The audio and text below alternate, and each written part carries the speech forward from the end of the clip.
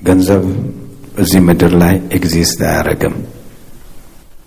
ገንዘብ ዝም ብላችሁ የምትሯሯጡ ፍለጋ የምትሄዱ ሰዎች ገንዘብ የሚባል የለም ምድር ላይ።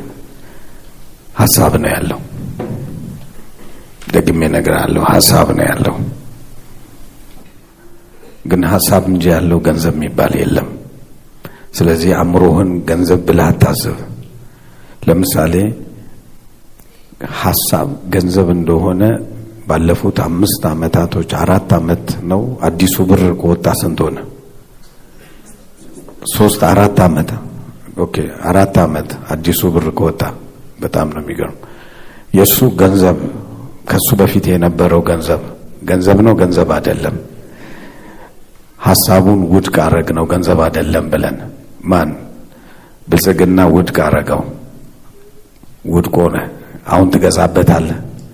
አሁን ገንዘቡን ብታገኘው ምንድነው እንትነው ችቦ አርገህ ከመሞቅ ውጪ ምን ታረጋዋለህ?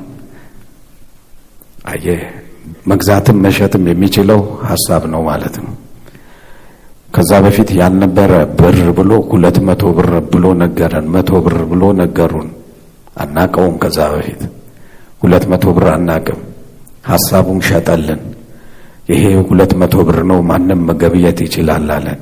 አጨብጭበን ተቀበለን። ዛሬ ሁላችንም መያዝ የምንፈልገው ስንት ብር ነው? 200 ብር ነው። አየህ፣ ሐሳብ ሸጠልን። ሐሳብ ኦሊና ሐሳብ ነው። የኢየሱስ አዳራሽ በኢየሱስ የሚያምን ሁሉ ለዘላለም አይጠፋም። ኢየሱስ ክርስቶስ ጌታ ነው። የኢየሱስ አዳራሽ የዩቲዩብ ቻናልን ሁላችሁም ፎሎ በማድረግ ከኛ ጋር አብራችሁ እንድትሆኑ ለመጋበዝ ፈልጋለሁ። ኢየሱስ ክርስቶስ ሁላችሁንም ይባርክ።